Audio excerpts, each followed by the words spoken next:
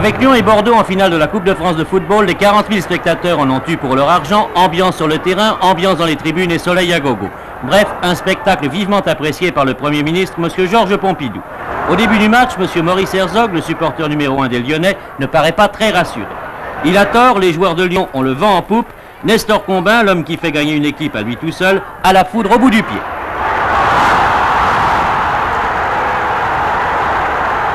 C'est de la même manière qu'il obtient le second but. Voilà qui est fait. Une demi-heure de jeu, 2-0 pour les Lyonnais, et maintenant c'est le quitte ou double pour les Bordelais, mais ils n'ont pas de chance, Combin leur a donné les premiers coups, c'est au tour du gardien de but Aubourg de leur porter l'estocade en arrêtant toutes leurs attaques.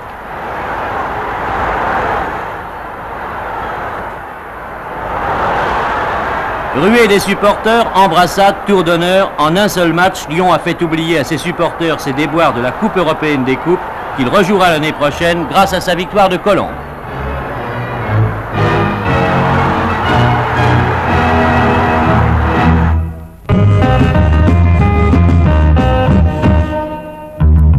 Il en est ainsi chaque année.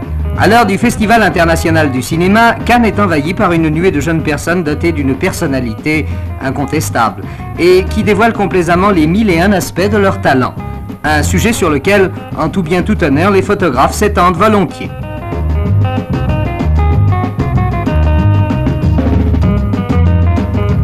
Il y a aussi l'inévitable Miss Festival, et cette année, aux surprises, les dames peuvent aussi trouver matière à réflexion, sinon à comparaison désobligeante. À chaque jour suffit sa vedette. Comme à son habitude, Jane Mansfield a fait une arrivée discrète. Pour les besoins d'un rôle, Anthony Quinn a rompu avec les barbiers. Sur la croisette, la densité de vedettes au mètre carré est considérable. François Truffaut a présenté son dernier né, La peau douce, avec Jean de Sailly et Françoise d'Orléac.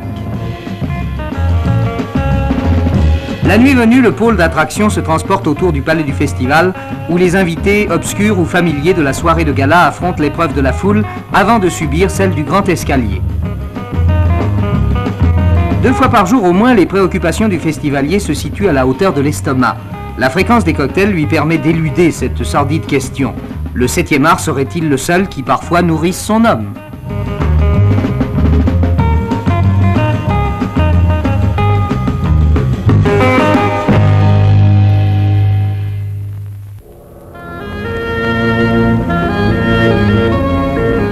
On n'arrête pas le progrès. Voici 20 ans, on n'avait guère le choix au lycée qu'entre 3 ou 4 langues étrangères. Tout est changé. Au lycée pilote de Montgeron, par exemple, on peut apprendre le chinois.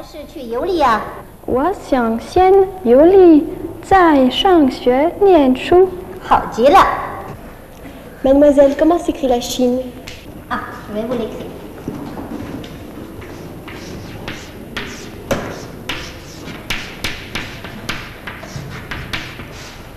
Vous allez répéter après moi. Zhongguo. Zhongguo. Ceci signifie la nation du milieu. Zhong, qui veut dire milieu, dans la Chine antique, ça s'écrivait ainsi.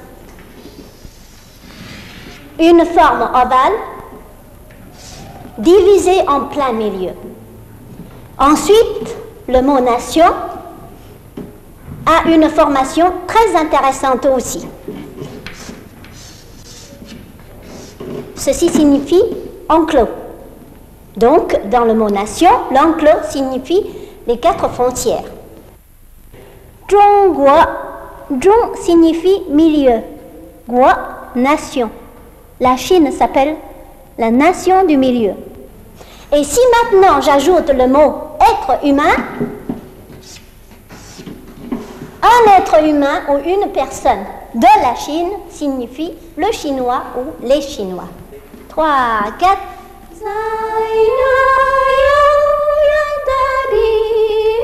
Cette langue inhabituelle sous nos cieux requiert une pédagogie particulière. L'enseignement du chinois fait appel en effet au chant et, discipline insolite, à la danse.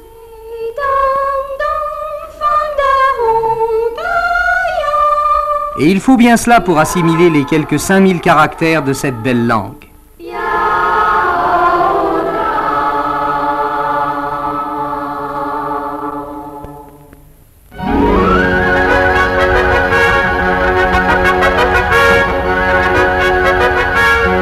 Spectaculaire et chaleureux fut l'accueil que le président Nasser avait réservé à M. Khrouchtchev lorsque celui-ci débarqua en visite officielle sur le sol égyptien.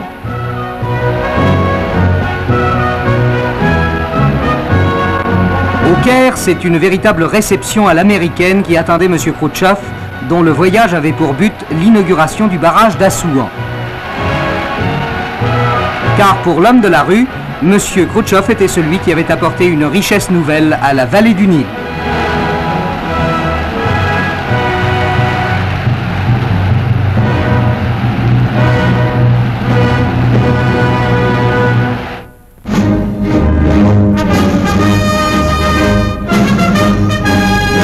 Mai 1964.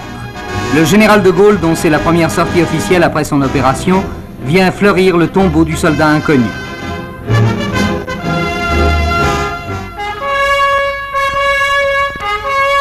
Hommage du président de la République à la mémoire de ceux qui sont tombés pendant la dernière guerre mondiale, une guerre qui s'achevait il y a 19 ans.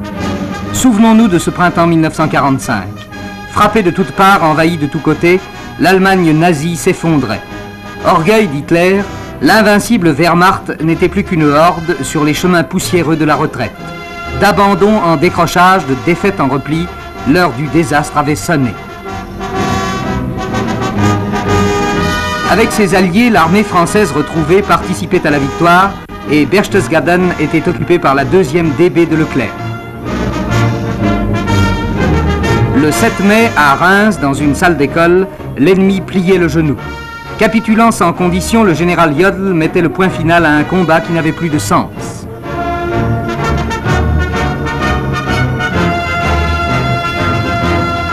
Par centaines de milliers, lambeaux d'une nation dont 3 générations avaient été saignées à blanc, les vaincus allaient connaître à leur tour les barbelés des camps. 2 jours plus tard à Berlin, les généraux alliés, Zhukov, Teder, de Lattre, recevaient la reddition définitive. L'Allemagne hitlérienne terrassée se livrait à la merci de ses vainqueurs.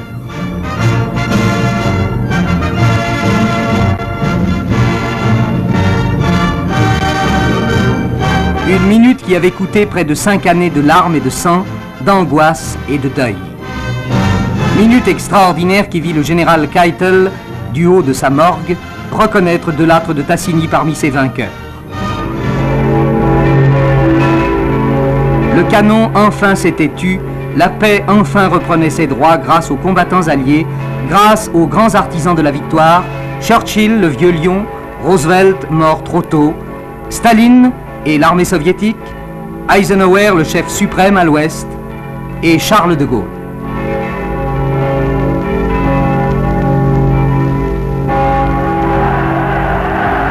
Heure de triomphe, foule en délire tout entière dans la rue, tout entière à sa joie, sous un soleil plus vif et sous un ciel plus clair désormais.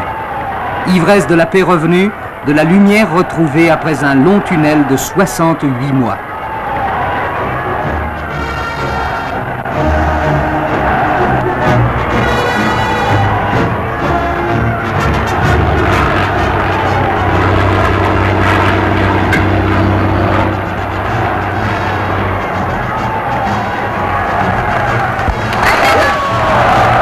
Et parmi cette foule, un homme seul.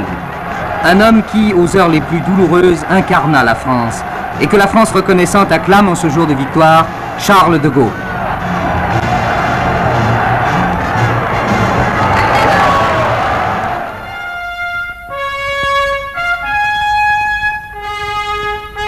C'était le 8 mai 1945.